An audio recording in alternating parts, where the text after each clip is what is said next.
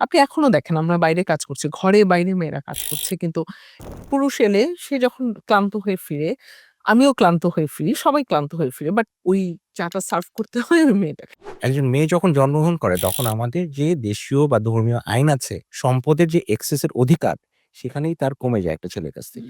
এখানে কিন্তু সে অনেকটা পিছায় পড়ে। সেখান থেকেই কিন্তু আসলে বৈষম্যের শুরুটা হয়। এই সাফারিংসটা আমি আমার নিউজ রুমে দেখেছি। বিকেল ৫ টার পরে ডে কেয়ার বন্ধ হয়ে যায়। আমাদের একটা ডে কেয়ার আছে। কিন্তু জার্নালিস্টরা কি ৫ টার পরে চলে যায়? কোনো কালে একা হয়নি কো জয়ী, পুরুষের তরবারি, প্রেরণা দিয়েছে, শক্তি দিয়েছে, বিজয়লক্ষ্মী নারী। নজরুল এই কবিতাটি লিখেছিলেন ১৯২৫ সালে। আর আজকে আমি আপনাদের সামনে কথা বলছি ২০২৫ সালে। আমাদের বাস্তবতা, আমাদের সংগ্রাম, আমাদের চারিপাশের অবস্থা সবকিছু এই ১০০ বছরে অনেক বদলেছে। যুগের পরিক্রমায় সংগ্রামের ফলে নারী পুরুষের যে সম অবস্থান সামাজিক, অর্থনৈতিক, পারিবারিক সকল জায়গায় সেই ভূমিকায় পরিবর্তন এসেছে। কিন্তু আজও কেন জানি আমরা ওই আম নারী জাগরণের কথা বললেই কিংবা ধরেন নারী অধিকারের কথা বলতে গেলে কিংবা ধরেন নারী পুরুষের সম অবস্থানে মানুষ হিসেবে সমান অধিকারের কথা বলতে গেলে দুজনের ভূমিকাকে এরকমভাবে কারো তরবারি আর কারো প্রেরণার মধ্যেই আটকে থাকি। আমি দীপ্তি আবারও স্বাগত জানাচ্ছি আপনাদের। শুরুতেই স্বাগত জানাই আমাদের সঙ্গে রয়েছেন চ্যানেল 24 এর senior reporter Jinia Kabir Suchana. Welcome. Thank you so much. কেমন আছেন? ভালো আছি আলহামদুলিল্লাহ। আপনি কেমন আছেন? আমি খুব ভালো আছি। আমাদের সঙ্গে রয়েছেন তানজিম ফেরদৌস।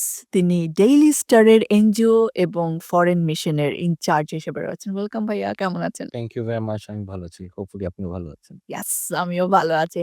সো তানজিম ভাই, কেমন চলছে সবকিছু? ভালো যাচ্ছে, ভালো যাচ্ছে।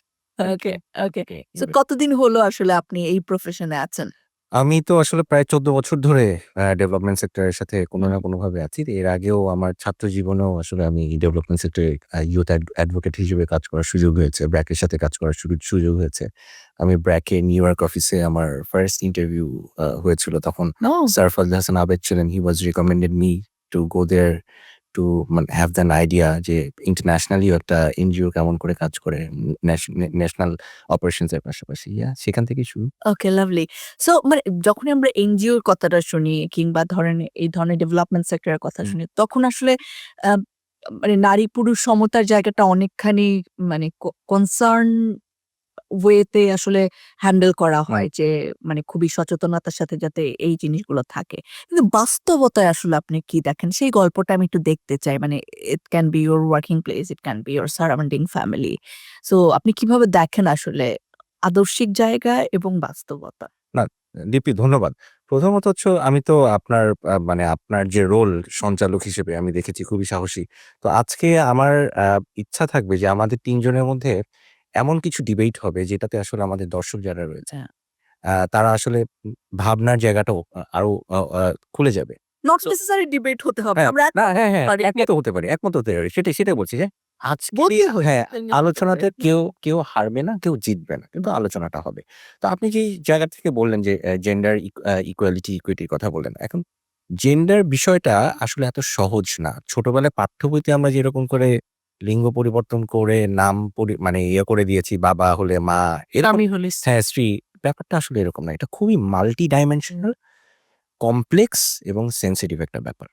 তো এইটা যখন আমরা বিভিন্ন পর্যায়ে বিভিন্ন রকমের কাজ করতে যাই এবং সাইকোলজিক্যাল মনস্তত্ত্বের ডিফারেন্স তৈরি হয়, তখন কিন্তু একটা সংকট তৈরি হয়।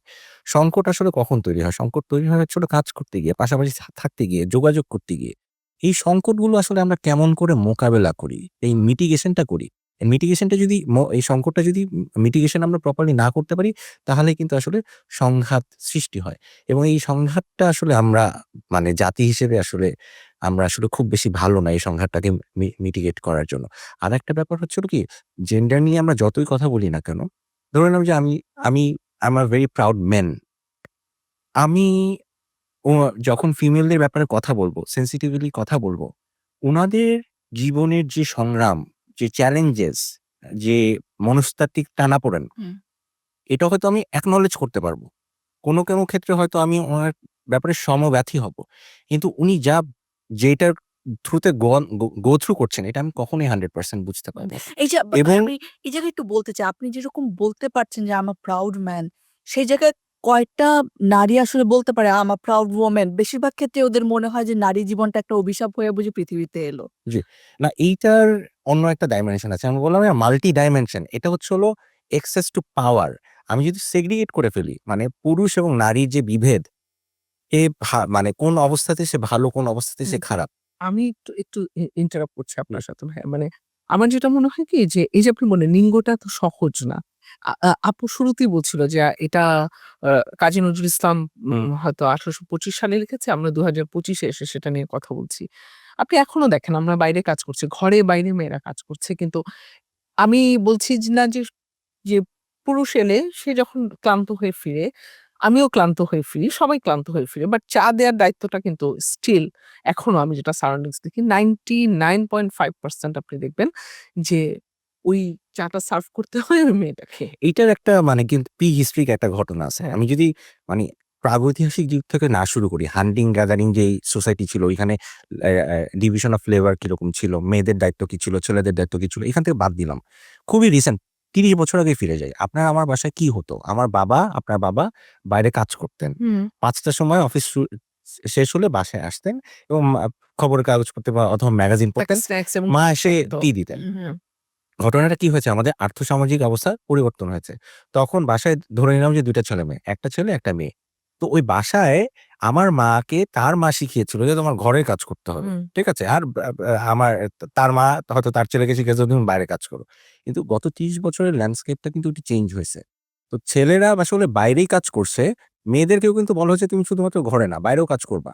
এখন ছেলেদেরকে যে ঘরের কাজেও অ্যাকাস্টম করতে হবে, এটা কিন্তু আমরা করি নাই। এখন ইমব্যালেন্স হ্যাঁ, ক্রিয়েট হয়েছে। এখন হ্যাঁ। ১ম থেকেই এই ব্যাপারটা ছিল। প্রথমত আমার মা ধরে নিলাম আমাদের মা হোম ম্যানেজমেন্টে খুবই দুর্দান্ত দুর্দান্ত। পারফরম্যান্স। কিন্তু আমার বাবারা একেবারে লবডঙ্কা একেবারে। ঠিক আছে? আমরা কাঠের ঢেঁকি। এখন ইনহেরিটেন্টলি ছেলেরা হচ্ছে হলো হোম ম্যানেজমেন্টে আমরা কাঠের ঢেঁকি। এখন তাকে যদি আপনি ট্রেন না করেন, আমার মা যদি আমাকে ট্রেন না করে, আমি তো ওখানে একাস্টম হব। সেটা কিন্তু এখন সিনারিওটা চেঞ্জ হচ্ছে। ছেলেদেরও কিন্তু হাঁড়ি-পাতিল দেওয়া হচ্ছে। এখন প্যারেন্টিং এর কথা বলব। মানে আফটার 30 ইয়ার্স মানে আমাদের মায়েরা আসলেই ভাবতো যে পুতুলটা আ মেয়ের জন্যই কেনা হোক আর ফুটবলটা ছেলের জন্যই কেনা হোক। এখন কিন্তু মেয়েদের জন্য বল কেনা হচ্ছে। যে যেটা পছন্দ মানে হচ্ছে এইটা হয়তো আমাদের জেনারেশনের যারা মা-বাবা তারা করছেন। তারা তার মানে করছে। এটার রেজাল্টটা আমরা আরো ২০ বছর ৩০ বছর পরে গিয়ে পাবো। হয়তো, হুম। হয়তো। আমার মনে হয় হয়তো কারণ এখনো কিন্তু দেখছে। এখনকার বাচ্চারাও কিন্তু দেখছে যে না, যে মাটা বাইরে কাজ করছে তাকে বাসায় এসেও কিন্তু অনেক রেসপনসিবিলিটি নিতে হচ্ছে এবং আমি কিন্তু আমার অনেক কলিগদের বলতে শুনেছি যে মানে মানে ওয়ার্কলোডটা আরো বেশি এটা বার্ডেন মনে হয় যে আমাকে বোথ কাজ করতে হচ্ছে। তারপরে ছেলের কিন্তু ডেফিনিটলি সোশ্যাল স্ট্রাকচার এর জায়গাটা ভাইয়া যেটা বলেন এটা খুব ইম্পোর্টেন্ট যে একটা মেয়ে বাইরে যখন কাজ করছে তখন তার জন্য আসলে ওই যে প্যারেন্টিং এর জায়গা একটা মা যে ভূমিকাগুলো পালন করতে হয় তাকে সেটার জন্য কি আসলে আমরা ডে কেয়ার এর ব্যবস্থাটা করতে পারছি কিনা, অফিসে সেই এনভায়রনমেন্টটা আছে কিনা, এই সবকিছু সাথে গ্রো করার এই দায়িত্বটা আসলে কাদের বলে মনে করেন আপনারা? Anyone can say. না আপু আপনি ফার্স্ট বলেন আমি তো এতক্ষণ কথা বলা আমার মনে হয় যে এটা অনেক বেশি রাষ্ট্রকেও চিন্তা করতে হবে। মানে অফকোর্স মানে আমরা সবাই তো রাষ্ট্রেরই পার্ট। মানে এটা কিন্তু আপনাকে সব জায়গা থেকে চিন্তা করতে হবে যে আমি যদি মেন্টালি ফ্রি না থাকি আমি কাজটা কিভাবে করব? আমাকে সবসময় টেনশনে থাকতে হচ্ছে। ডেফিনিটলি বাবাও টেনশন করছে, মাও টেনশন করছে। কিন্তু মায়ের টেনশনটা কিন্তু আরো বেড়ে যাচ্ছে। কারণ আসলে আমি আপনি দেখেছেন কিছুদিন আগে একটা ভিডিও ভাইরাল হলো যে একটা বাচ্চাকে মারছে মেইড অনেক মারছে। এরকম একটা ভিডিও ভাইরাল হলো, হ্যাঁ? এই ইস্যুস গুলা তো আসলে আমার কাজের জায়গাটায় আমিই তো আমার 100% দিতে পারছি না। হ্যাঁ? এই যে পিছিয়ে যাওয়াটা মানে দেখা যাচ্ছে যে আচ্ছা ঠিক আছে ফাইন বলা হবে না কিন্তু যে ছেলেটা ঘরে থাকুক তাহলেই তো হচ্ছে। বাবা কিন্তু ঘরে থাকবে না।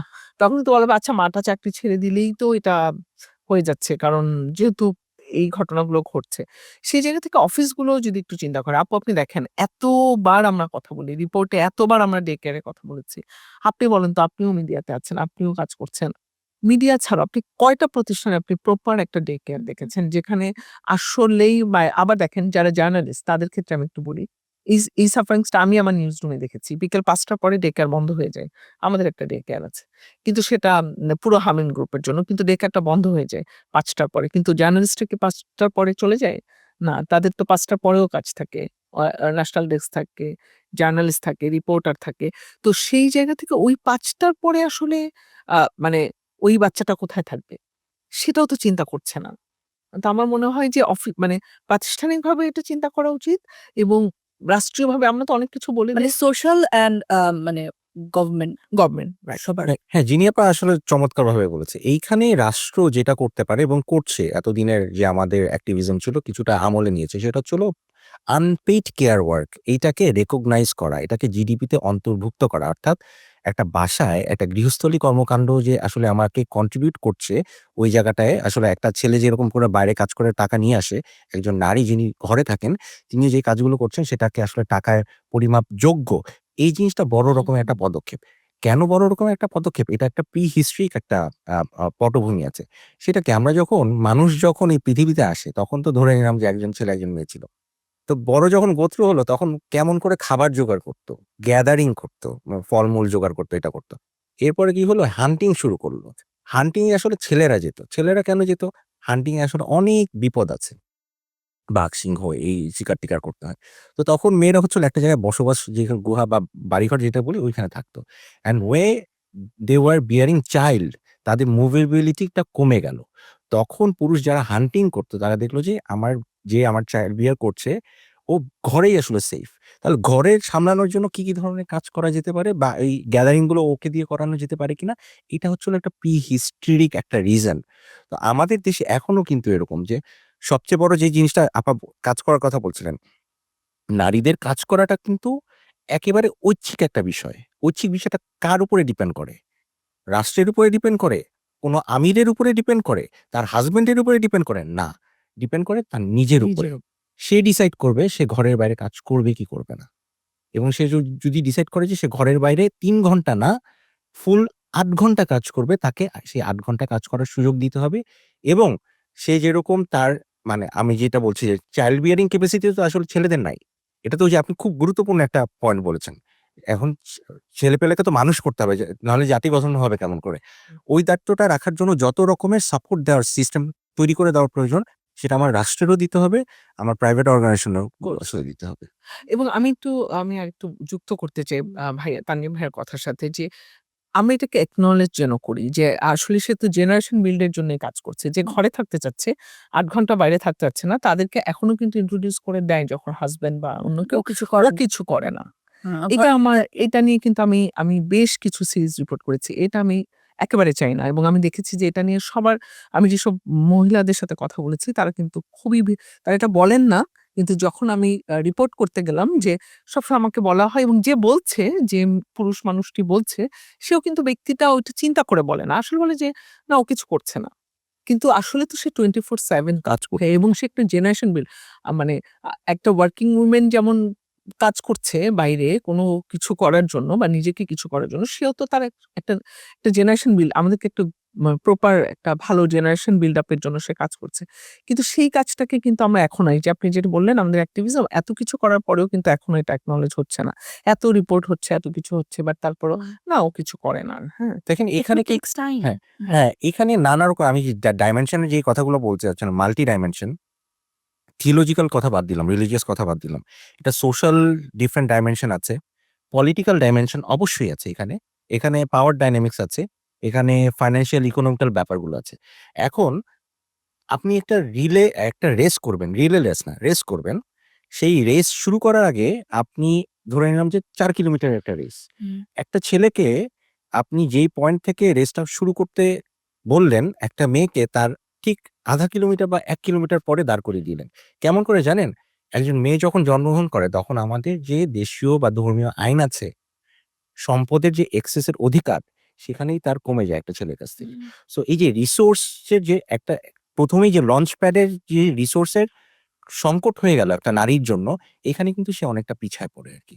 সেখান থেকেই কিন্তু আসলে বৈষম্যের শুরুটা হয়। এবং মেন্টালিও তো আসলে এটা করা হয়। আবার দেখেন যে মানুষটা যে ওয়ার্কিং ওমেন তাকে কিন্তু তার বাচ্চারা যদি কোনো কারণে স্পয়েল হয়, সেটাও কিন্তু আবার দোষ সেই নারীটা দিয়ে আসে যে ও তো আসলে বাইরে কাজ করে, বাচ্চাকে সময় দেয় না। এজন্য সে এরকম। হ্যাঁ? এবং আপনি যেটা বললেন যে এটা ভাই আমার কাছে আসলে আমি আপনার সাথে পুরোপুরি একমত। যে আপনি দেখেন এখনো স্টিল আমি যদি সেই আইএমএ জাহেলিয়া যুগ না ধরি যে কন্যা শিশুকে জীবন্ত কবর দেয়া, মানসিকভাবেই তো শুরুতে কবর দেয়া হয়। আপনি দেখেন ২ টা বোন যাদের স্টিল বলা হয় যে তোমাদের আরেকটা ভাই হলে বোধহয় ভালো হতো। দুজনেই কি করবা? ভাই এটা এখনো এই চর্চা সোসাইটিতে কিন্তু আছে এবং অনেক বেশি আছে। আরবানেই আছে। আমি রুট পিপল না বললাম যে ২ টা ৩ টা মেয়ে আরে তুমি কি মানে একটা গার্ডিয়ান থাকবে না, বাবার কিছু হয়ে গেলে কি হবে? এই যে আপনি তো আমাকে বিগিনিং এই আপনি আমাকে ডিমোরালাইজ করে না অলসো এই জায়গায় একটা মানে ইম্পোর্টেন্ট জিনিস আছে যে বাবা-মা এবং শ্বশুর-শাশুড়ি তারা আসলে কি ভূমিকা ফ্যামিলিতে পালন করছে। অনেক বাবা-মা মনে করেন যে আচ্ছা আমার মেয়ে আমাকে দেখবে এইটা আসলে একটুখানি অপমানজনক। গ্রামে এখনো এই কনসেপ্টটা আছে যে আমার মেয়ে আমার সাথে মেয়ে থাকা পালতেছে এক্সাক্টলি মেয়ের বাসায় মেয়ের এর বাসায় পাশে কিন্তু থাকা যাবে না।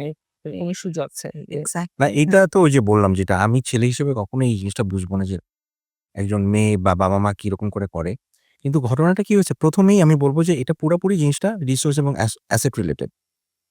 যখনই আমরা গ্যাদারিং সোসাইটি থেকে হান্টিং সোসাইটি চলে গেলাম, হিংস্র হলাম। যেই সম্পদ আছে সেই সম্পদটা তো ধরে নিলাম যে আমার ১০ বিঘা জমি আছে।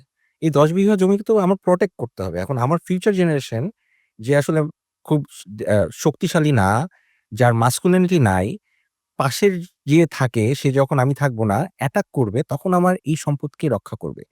ওই কনসেপ্ট থেকেই কিন্তু আসছে যে আমার একটা ছেলে প্রয়োজন। তাহলে হচ্ছে হলো এই সম্পদটা সে রক্ষা করবে। মেয়েটা হয়তো দেখতে পারবে না।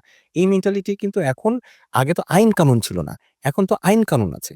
এখন কিন্তু আমাদের এই জিনিসগুলো পরিবর্তন করার সময় চলে এসছে। অফকোর্স চলে এসছে ভাইয়া। তার আগে কিন্তু আমি একটু বলব যে আমরা তো এটা একদম শুরুর কথা বলছিলাম। দীপ্তি আপু যে পরিবার, গোত্র বা আমরা কিভাবে আসলাম ভাইয়া খুবই গুরুত্বপূর্ণ কিছু মানে একদম শুরুতে কিন্তু গোত্রপ্রধান নারীরাই থাকতেন। এখনো তো কিছু আ আদিবাসী মধ্যে কিন্তু আছে গোত্রপ্রধানের। মাতৃপ্রধান, কিন্তু হ্যাঁ। আমি যদি একটু আমাদের প্রফেশন গুলাতে আসি, যে প্রফেশন গুলাতে চ্যালেঞ্জিং যে প্রফেশন গুলো, সব প্রফেশনই চ্যালেঞ্জিং। বাট তারপর আমি একটু আমাদের দিকে একটু আসি। আমি একটু বলি যে ধরেন খুবই স্টেরিওটাইপ কিছু চিন্তাভাবনা কিন্তু এখনো আছে মিডিয়াতে। দীপ্তি আপু আমি জানি না আপনি আমার সাথে এগ্রি করবেন। শুনলে বুঝতে পারবেন। একজন মেয়ে রিপোর্টার মানেই তাকে ১ম এ ফিচার কাজ করতে হবে। তাকে ডেস্কে বসে। হ্যাঁ, তাকে ডেস্কে বসে ১ম এ হচ্ছে তাকে ডেস্কে কাজ করতে হবে। ও তুমি রিপোর্টিং করতে চাও ফিল্ডে জানো ট্রাইপড ধরতে হবে? হ্যাঁ, আমি এটা কিছু মনে করি না। আমি ট্রাইপড ধরতে চাই। আচ্ছা ঠিক আছে তাহলে তুমি ইয়ে করো একটু এই যে সফট যে স্টোরি গুলো আ নারী শিশু ইস্যুতে ওগুলো তারপরে একটু ফুল পাখি, লতাপাতা এগুলো নিয়ে একটু কাজ করো। হ্যাঁ, তারপরে হচ্ছে ঠিক আছে। আচ্ছা আরেকটু সিনিয়র হয়েছো, ঠিক আছে? নারী শিশু স্বাস্থ্য। কখনোই আমরা একটা আ না মেয়েকে চিন্তা করি না যে না সে তাকে কি আমরা জিজ্ঞেস করেছি কখনো বা ওই কিছু নারী সেটা পুরুষও হতে পারে। চাইতেই পারে আপু যে আমি আমি এটা এটা করব না। করব না। আমি এটা করব না। যাবো না। বা আমি ডেস্কে কাজ করব। আমি ট্রাইপড নিয়ে রাস্তায় ঘুরব না। হ্যাঁ? এখানেও কিছু স্টেরিওটাইপ চিন্তাভাবনা আছে দীপ্তি আপু। আপনি এটা ফেস করেন কিনা? যে দেখতে সুন্দর হলে তারা প্রেজেন্টার হবে। ফিল্ডে ওহ যারা মাই কাজ করে গড! এই এটা একটা এপিসোডে বলেছে এই কথা। ওহ মাই গড! এইটা এত সিভিয়ারলি হ্যাঁ, এবং হুম। আমি শুনেছি, "এই তুমি তো দেখতে মোটামুটি ভালোই। তুমি রিপোর্টিং করো কেন?"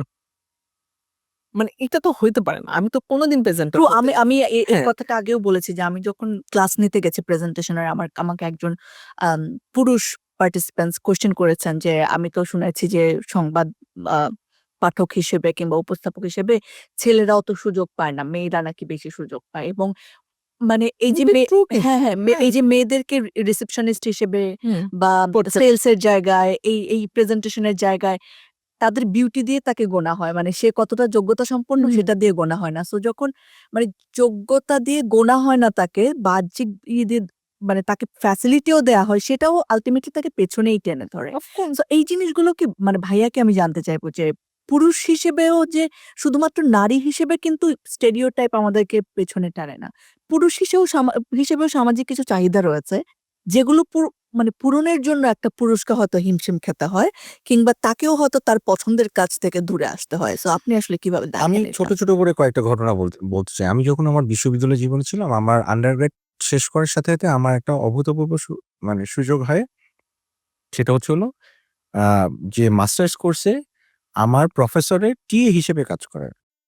সো তখন ইভনিং এমবিএ তে আমি দেখতাম যে প্রচুর লোক আসতেন এবং তারা এমবিএ করছেন হচ্ছে হলো আ প্রমোশনের জন্য, হুম। ব্যাংকে প্রমোশনের জন্য। সো আমরা বারবার কথা বলেছি। আমি দেখেছি একজন মানুষ ওই বেশিরভাগ পুরুষ ব্যাংকে কাজ করতে চায় নাই। তার জীবনে হয়তো ইচ্ছা ছিল সে রাইটার হবে। হুম, তার জীবনে হয়তো ইচ্ছা ছিল সে গায়ক হবে। হুম, তার জীবনে হয়তো ইচ্ছা ছিল সে মিডিয়াতে কাজ করবে। কিন্তু ব্যাংকার কেন হতে হইছে? বলেছে, "আমি একজনকে পছন্দ করতাম। তার ফ্যামিলি যখন বিয়ে হয়, তার ফ্যামিলি থেকে একটা শর্ত দেওয়া ছিল ব্যাংকের ছেলে সাথে বিয়ে।" স্টেবল চাকরি লাগবে তার। জার্নালিস্টের সাথে তো হ্যাঁ, হ্যাঁ ব্যাংকার লাগবে। হুম। নাম্বার 1। নাম্বার 2, আপনি যদি দেখেন, আমরা তো সম অধিকারের কথা বলি। নারীরা অনেক নির্যাতিত। নারীদের অনেক বেশি পজিটিভ ডিসক্রিমিনেশন বা সাপোর্টের প্রয়োজন আছে। কিন্তু এই প্রসেসে ছেলেরা কোনো বৈষম্যের শিকার হচ্ছে কিনা সেটাও কিন্তু আমার মাথায় রাখতে হবে। অ্যাবসলিউটলি। ঠিক আছে? অ্যাবসলিউটলি হ্যাঁ। ভাই অফ So, কোর্স হচ্ছে। এখন আপনি যদি দেখেন বাংলাদেশে যতগুলো নারী নির্যাতনের মামলা হয় এবং স্পেসিফিক্যালি হচ্ছে হলো বিবাহ ভেঙে যাচ্ছে ডিভোর্সের সময় যেই মামলাগুলো হয়, আইন ও সালিশ কেন্দ্রের গবেষণায় দেখা যাচ্ছে যে 90% প্লাস মামলা হচ্ছিল মিথ্যা মামলা। হ্যাঁ, একদম। আমি এবং আসলে এটা কেমন করে হয় জানেন? Totally agri. এই পুলিশ আসে হচ্ছে হলো বৃহস্পতিবার দিন বিকাল বেলায়।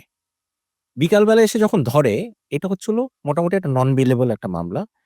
তাকে শুক্রবার দিন রাতে জেলে থাকতে হয়, শনিবার দিন রাতে জেলে থাকতে হয়, রবিবার দিন হতে হবে। এবং এটা প্ল্যান্ড ওয়েতে কিন্তু করা হয়। নাম্বার 1।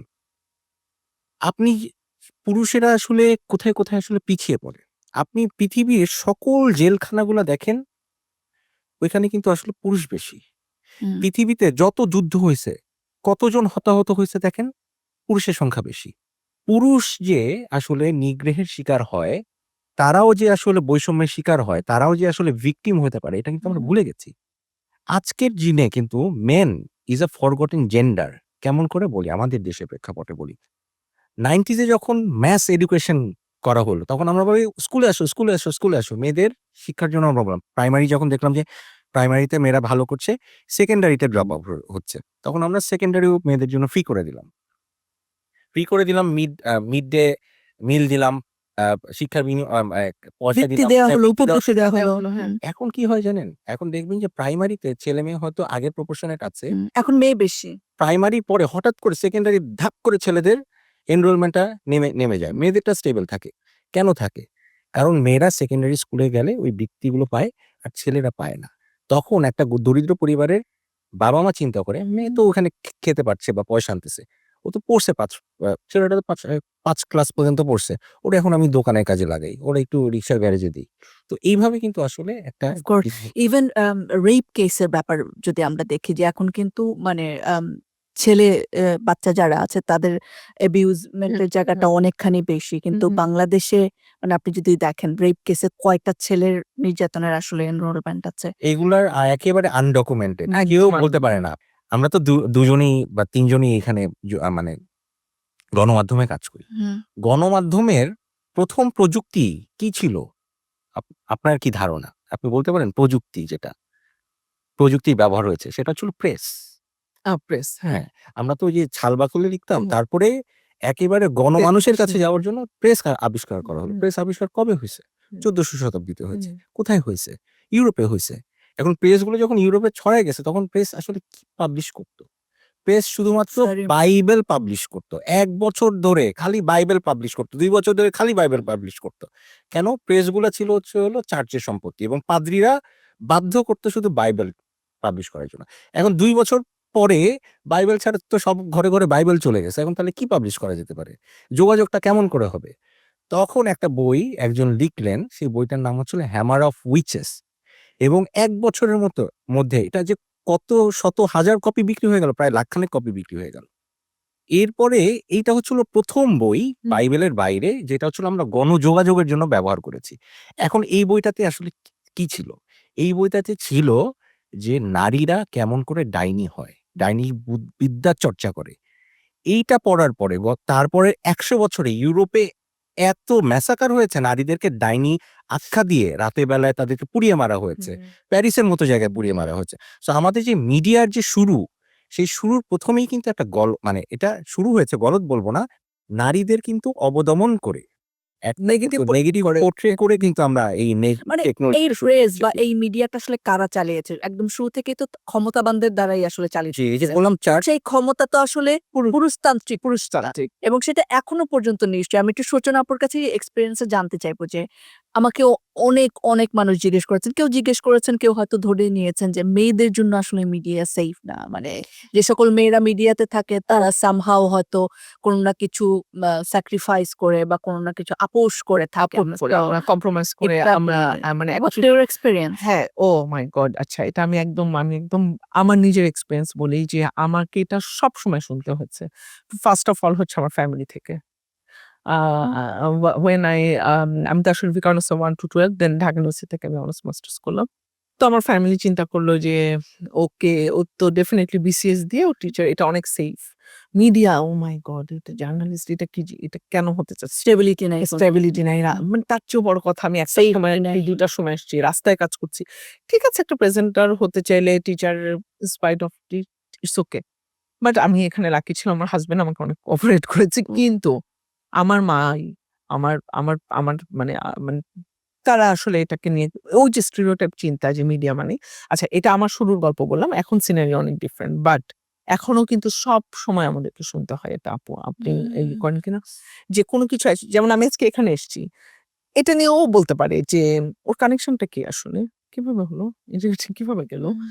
কেন ওকে ডাকলো? ওকেই কেন ডাকলো? না আপনি কেন আপনি নিজের যোগ্যতায় বা আপনি ভালো হ্যাঁ, কথা বলেন এটা বলে আপনি এখানে আসতে এটা পারেন সেটা কখনো মাথায় আসবে না। সে বলে হয় আমার তানজিম ভাইয়ের সাথে কোনো আ যোগাযোগ আছে কিংবা এখানে তারা পুরুষ অন ক্যামেরা বলে রাখি উনার সাথে কিন্তু আজকেই ১ম তানজিম ভাই তো সেফ জোনে গেল আসে জামিনের মেক শিওর। আমি আগে কিন্তু চিনতাম।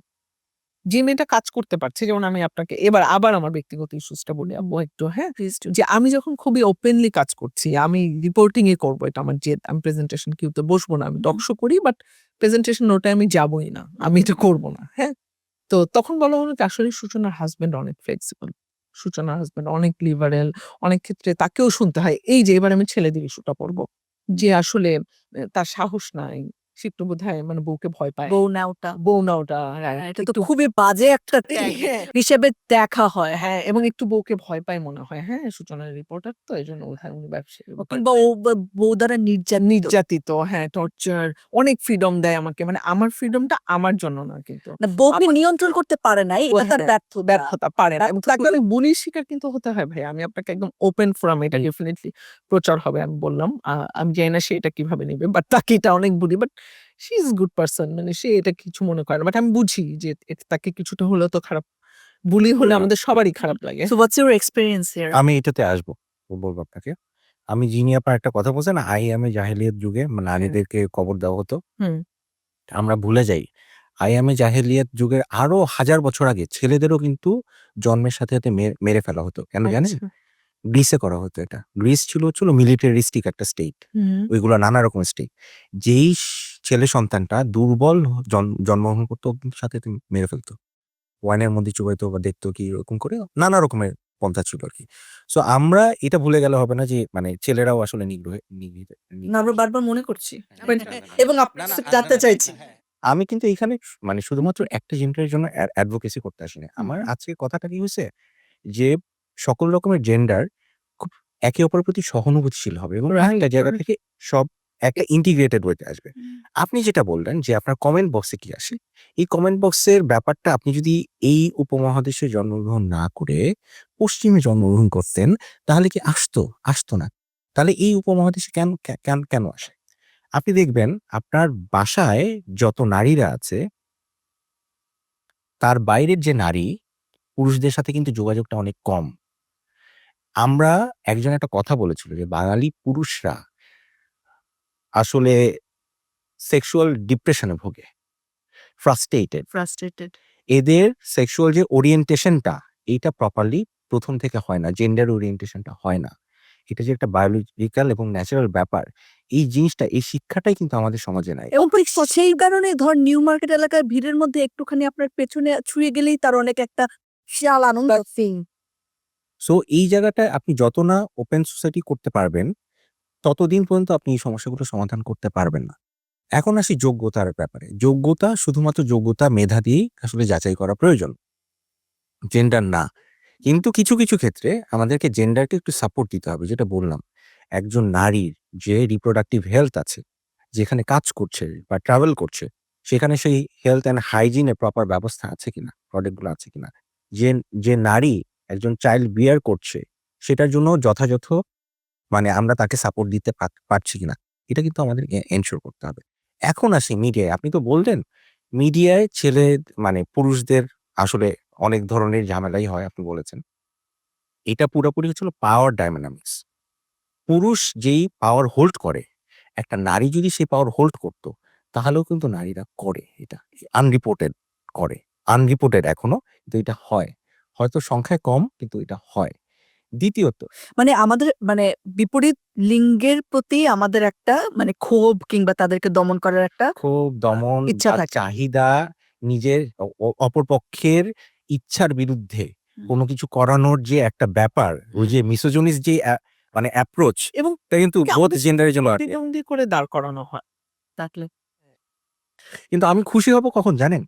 যখন ওই সামনের স্টেজে দাঁড়ায় একজন সেক্সিস্ট জোক করতেছে এবং সে না হেসে ওই জায়গা থেকে উঠে চলে যাচ্ছে, তখন আমি সবচেয়ে বেশি খুশি হব।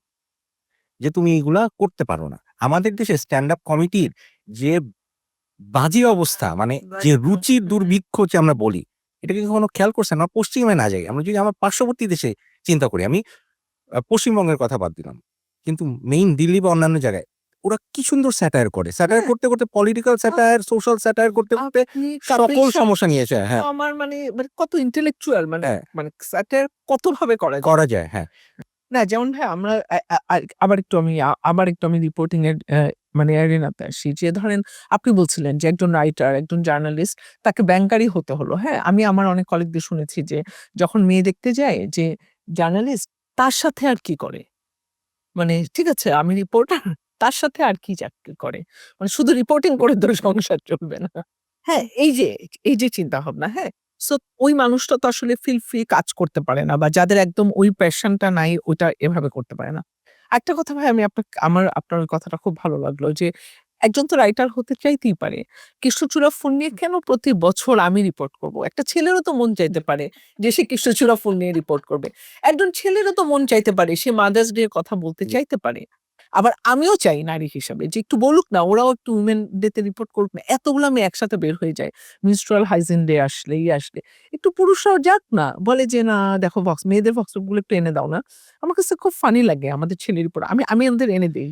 হ্যাঁ, বাট আমার কাছে মনে হয় কি যে মেয়েদেরও কিন্তু কিছু আমার একটা প্রশ্ন যে এই যে ক্রাইম রিপোর্টিং বলেন বা এই ধরনের চ্যালেঞ্জিং পলিটিক্যাল রিপোর্টিং এর হুম। জায়গায় এখনো রেশিওতে মেয়েরা কম। সেটা কি মেয়েরা কম চায় বলে নাকি আসলে মেয়েদেরকে এনকারেজ করা হয় না, অনেক সময় অ্যালাও করা হয় না? বোথ আপু।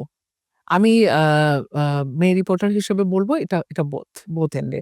মেয়েদের এনকারেজও করা হয় না। মেয়েরাও অনেক ক্ষেত্রে আমি একদম বলব না যে একদম সব জায়গায় মেয়েরা চাচ্ছে কিন্তু দেয়া হচ্ছে না তা না। মেয়েরা না টিকে থাকতে পারে না কেন যেন। মানে ফাইটটা তো আপনাকে দিতে হবে।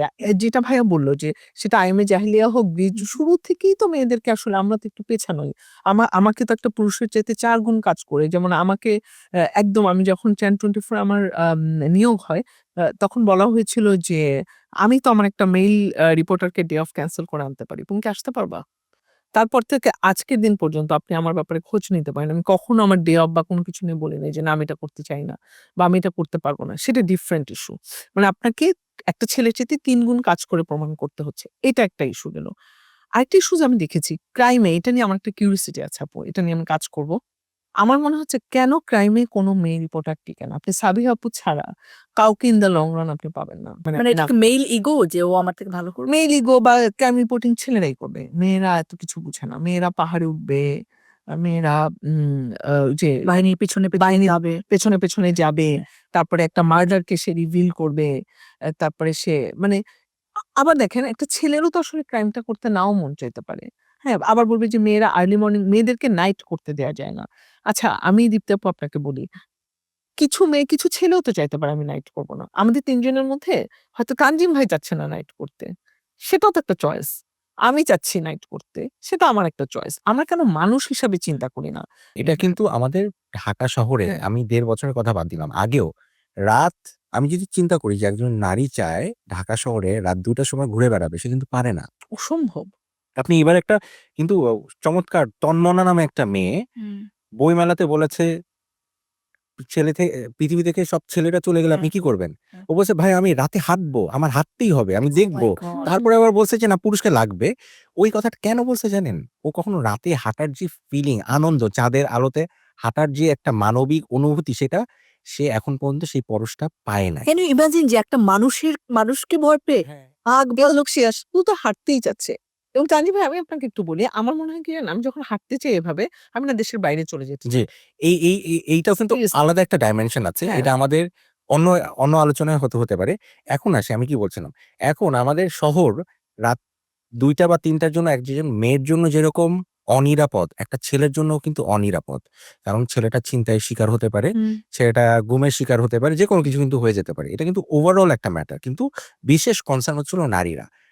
এখন ওয়ার্ল্ড মেন্স ডে কেন পালন করা দরকার? ওয়ার্ল্ড মেন্স ডে পালন করা দরকার নারীরা যে নির্যাতনের শিকার হয়, বৈষম্যের শিকার হয় পুরুষ দ্বারা, সেটার পাশাপাশি যে পুরুষগুলো নারীদেরকে সাপোর্ট করে বিভিন্ন রোলে, সেটা বাবা হোক, ছেলে হোক, ভাই হোক, ভাতিজা হোক, বন্ধু হোক, স্বামী হোক, এই কিংবা রোলগুলোতে একজন তাদের আদর্শ অপরিচিত পুরুষ। পুরুষ হোক, হ্যাঁ, হুম। এই ছেলের এই ক্যারেক্টারিস্টিক সুকুমার বৃত্তিটাকে সেলিব্রেট করার জন্য এই দিনটা আমাদের Of প্রয়োজন। course। অ্যাবসলিউটলি, হ্যাঁ, ভেরি নাইস। সো আমরা যে জায়গাটা ছিলাম, সেই জায়গায় আমি আরেকটা জিনিস একটু আনতে চাই, আপনাদেরকে শুনতে চাই। এখন পপুলিজম দ্বারা যখন আমাদের মিডিয়া আসলে বায়াসড হলো, স্পেশালি আমি বলব যখন আসলে অনলাইন মাধ্যম আসলো এবং ডিজিটাল প্ল্যাটফর্ম গুলা ক্রিয়েট হলো, বিভিন্ন চ্যানেলের বিভিন্ন page, entertainment page, news page তৈরি হলো, তখন যে ক্যাপশন গুলা ব্যবহার করা হয়, ও মাই গড! আমি নিজে এই গণমাধ্যম পরিবারের বা এই ইন্ডাস্ট্রির একজন সদস্য হিসেবে মাঝে খুবই লজ্জিত বোধ করি এবং অসহায় বোধ করি যে আমার আসলে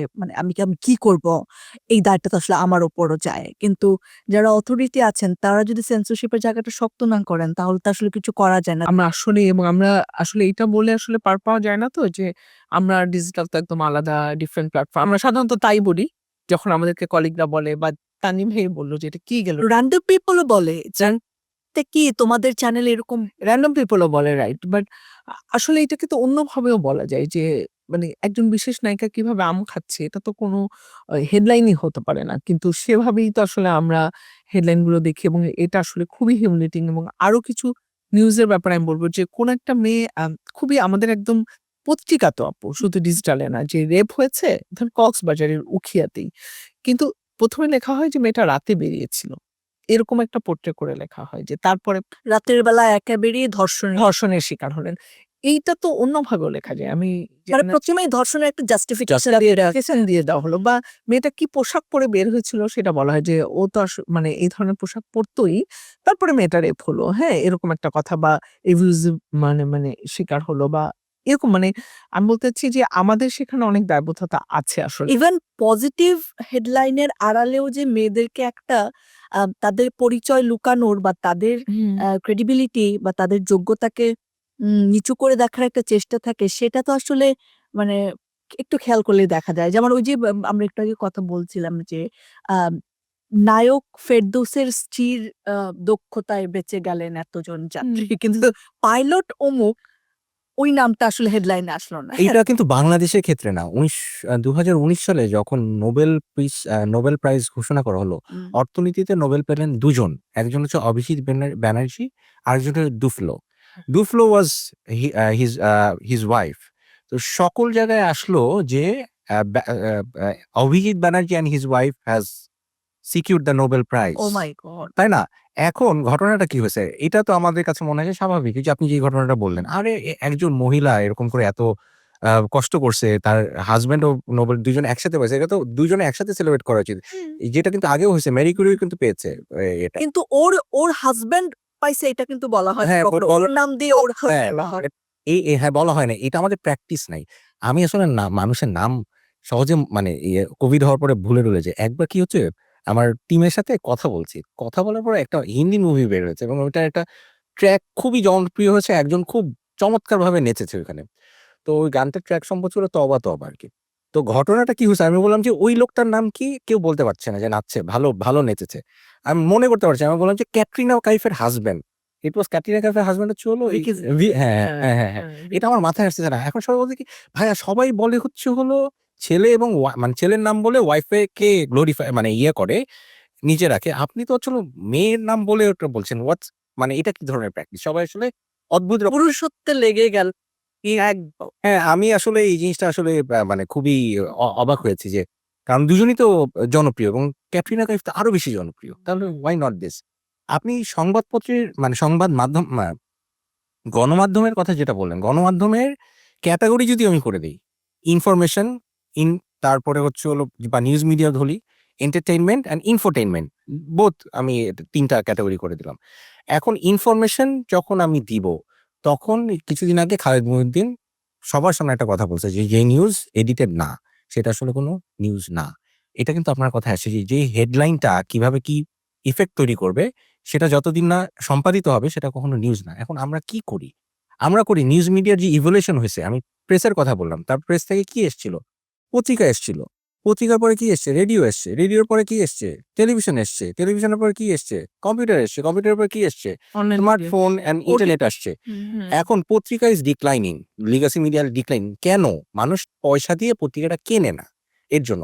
তাহলে পয়সাটা কোথায় আছে? যেখানে পয়সা আছে সেখানে মিডিয়ার বিকাশ হবে। পয়সাটা আছে এখন অনলাইনে। সেটা সোশ্যাল কারেন্সিও হতে পারে আর ওই যে ভিউর এগেইনস্টে যে পয়সা পায় সেটা। এখন ওই যে বললেন না ক্যামেরার অ্যাঙ্গেল, ভিউ মানে ফটো কার্ডের যেটা, এইটা আসলে আপনাকে পয়সা এনে দেয়। এই পয়সা আনার লোভে এই মিডিয়া হাউসগুলো এইগুলা কাজ করে এটা এবং কি edit আমাদের করা। পলিসি দ্বারা আটকাতে হবে না? আটকাতে হয় প্রত্যেকটা হাউসের নিজস্ব পলিসি থাকা উচিত। যেরকম আমি বলি যে ডেইলি স্টারে আমাদের কিন্তু পলিসি আছে। আমরা যে ওমেন ফ্রেন্ডলি যেই নিউজ মানে যে পলিসিগুলো সেটার আন্ডারে কিন্তু আমরা ভিকটিমের চেহারা দেখাতে চাই না, ছবি প্রকাশ করি না। এমন কোনো ভাবে লিখি না যেটাতে মনে হবে যে নারীর আ কোন বিচার হওয়ার আগে তাকেই আসলে মানে মিডিয়া ট্রায়াল হয়ে গেছে, এটা হয় না। কিন্তু আমাদের এডিটর হ্যাঁ, হ্যাঁ, যে কোনো চ্যানেল বা কোনো মিডিয়া হাউসের যদি এই পলিসি না মানা হয়, কিন্তু এমন তো একটা অথরিটি থাকা লাগবে যারা আসলে মানতে বাধ্য করবে। মানে দীপ্তি আপু যেটা বললো যে একটা ওভারঅল শুধু ডেইলি স্টার, চ্যানেল 24 ব্লাড দেখায় না, এরকম ভিক্টিমাইজ দেখায় না, সবকিছু ঠিক আছে। কিন্তু ডিজিটালে তো আমাদের অনেক ফিল্টারেশন নাই আসলে। আমরা এটা নিয়ে প্রতিনিয়ত কথা বলছি, বাট এখনো কিন্তু ভাইয়া সেটা হচ্ছে না। কারো ডিভোর্স হলে আগেই সেটাকে কাট করে, হ্যাঁ? আপনি আমাদের ২ জন খুবই জনপ্রিয় নায়িকা আছে। তাদের নিয়ে যে চটকদার কোথাও আমি দীপ্তি আপুকে নিয়েও দেখেছি। মানে কোন ধরনের কিন্তু কোন ফিল্টারিং নাই, লিখে দিচ্ছে। ইভেন মিডিয়ার তো আমি জানি না, মানে ডেইলি স্টার, প্রথম আলো বা চ্যানেল 24 বা সময়, এদের থেকে আমরা এক্সপেক্ট করি যে ঠিক আছে আমিই খুন করেছি। বাট আমার একটা বক্তব্য তো লাগবে ভাই। আপনি জি, নিউজে জি, তো জি। এখানে আমরা ৩ টা পক্ষ বসেছি। আমরা কিন্তু ৩ জন কথা বলছি। এটি তো নিউজ হওয়া উচিত। শুধু একা দীপ্তি আপু কমেন্টস করে গেল কিংবা আপনি কমেন্টস করে এলেন কিংবা আমি। আপনি বলেন তো আমাদের ইউথ যারা আছে, একদম ইয়াং যারা রিপোর্টার আসতেছে ভাইয়া, তাদেরকে কি আমরা এটা শিখাতে পারছি? যে এক্সাক্টলি। বোথ এন্ডে আমরা কিন্তু এটা শিখাতে পারছি না। আমরা ওদেরকে বুঝাচ্ছি কোনটা ভিউ, কোনটা সিম্প্যাথি হবে। টাকা নিয়ে আসো, তুমি টাকা কত রেভিনিউ টাকা নিয়ে আসো, তুমি কত এখানে রেভিনিউ ইউর নিয়ে আসলে। Absolutely right. আমি আশা করব যে আপনি যে আমাদের পিআইবি অন্যান্য বা অন্যান্য সংস্থা আছে সেটার কথা বলবেন। এখন এই পেশায় কারা আসে? তাদের আগের একাডেমিক ব্যাকগ্রাউন্ড কি, ট্রেনিং কি? এটা কি আমরা দেখি? সাংবাদিকতায় কিন্তু এটা নেই না। অনলাইনের বেলায় অনলাইনে বিশেষ যেটা করে এটা হরিবল। এটার হরিবল, রিপুটেশনটা কি ওনার? হ্যাঁ, সেটা কিন্তু আমরা দেখি না। লোক পাইছি নিয়ে নিচ্ছি। এখন আমি আপনাকে একটা কথা বলি। গত বছর যখন আপনি একটা মানে লাইভ অনুষ্ঠানে একজন প্রভাবশালী ব্যক্তিকে বিরুদ্ধে বারবার দাঁড়িয়ে গেলেন, তখন কিসের ভিত্তিতে আপনি দাঁড়াতে পেরেছেন, কথা বলতে পেরেছেন? সেটা যে আপনি প্রোটেস্ট করতে পারছেন, কিসের ভিত্তিতে? It was my self censorship, self confidence. Exactly. এটা কোত্থেকে আসছে? আপনার এই অ্যাওয়ারনেসটা কোত্থেকে আসছে? আপনার শিক্ষার থেকে, আপনার schooling, college, university, grooming. Grooming, আপনার সৎ সাহস, সৎ মানসিকতা, এই যে পুরো জিনিসটার যে একটা ব্যক্তিত্ব গড়ে ওঠা বলয়টা, সেটা কিন্তু একটা প্যাকেজ। ঠিক আছে? এবং আপনি হ্যাঁ, মুখস্থ হ্যাঁ, কিছু হ্যাঁ, করতে বলেন নাই চাচ্ছেন কিন্তু। না। হ্যাঁ, হ্যাঁ, ওখানে আপনার এটা বলার কথা হ্যাঁ, ছিল। আপনি সাহসটা পাবেন কখন? যখন আপনি বুঝবেন যে আপনি ঠিক, আপনি ভুল না, আপনি সত্য বলছেন। সেই সাহসটা তখনই আসবে। মানে কোয়ালিফাইড পিপল থাকা একটা ইন্ডাস্ট্রির জন্য অনেক বেশি ইম্পর্টেন্ট। অফ কোর্স, এবং আমার মনে হয় কোয়ালিফাইড পিপল এরই উচিত, মানে তরুণদেরকে যদি আপনি বলেন, মানে আমি একটু বলতে চাই, আমি মানে যদি মানে সময় শেষ হয়ে যায়, তারপর আমি একটু বলতে চাই যে আমি তরুণ যারা সাংবাদিক দেখি তাদের খুব দ্রুত তারা ফেমাস হয়ে যাবে। মেয়েরা যদি আসে তারা প্রেজেন্টার হয়ে যাবে। অফকোর্স। এবং আমার জায়গা থেকে আমি আসলে বলতে চাই যে যেহেতু ব্যাপারটা ছড়িয়ে গেছে অলরেডি, পুঁজিবাদী মন মানসিকতা থেকে হোক, পুরুষতান্ত্রিকতা হোক, সবকিছু মিলিয়ে একটা ম্যাসাকার অবস্থায় আমাদের এই মিডিয়া রয়েছে। যেহেতু আমরা ৩ জনে এই একই পরিবারের সদস্য, দ্যাটস ওয়াই আমি বলছি। আমার মনে হয় যে অথরিটি গুলো রয়েছে আমাদের সংবাদ মাধ্যমের বলেন, আমাদের মিডিয়া, এন্টারটেইনমেন্ট সব জায়গায়, তাদের একটু স্ট্রিক্ট হওয়া উচিত এই সমাজ course. গঠনের জায়গায়। আমরা যাতে কখনো একটা নেগেটিভ টুল হিসেবে ব্যবহৃত না হই সে জায়গায়। তো অনেক কথা হলো আসলে, এত মজা লেগেছে আমার ধারণা যে আমার দর্শক যারা রয়েছেন তারাও নিশ্চয়ই আমাদের অনেক কিছুর সাথে একমত হয়েছেন কিংবা দ্বিমত হয়েছেন। তবে সেই সকল জায়গায় শ্রদ্ধা থাকবে, এই বিশ্বাসটা, এই ভরসাটি আমরা রাখতে চাই। অনেক ধন্যবাদ জানাচ্ছি আপনাদের দুজনকে। Thank you very much. Thank you so much. Thank you দর্শক যারা সঙ্গে ছিলেন আমাদের। আবারও নিশ্চয়ই আপনাদের সঙ্গে কথা হবে নানা আয়োজনে, নানাভাবে, অথবা দেখা হয়ে যাবে বাংলাদেশের বা পৃথিবীর যে কোনো প্রান্তে। মানুষ হিসেবে মানুষের মর্যাদা রক্ষায় আমরা সকলে সচেতন থাকব, এটুকুই চাওয়া। আজকের মতো নিচ্ছি বিদায়।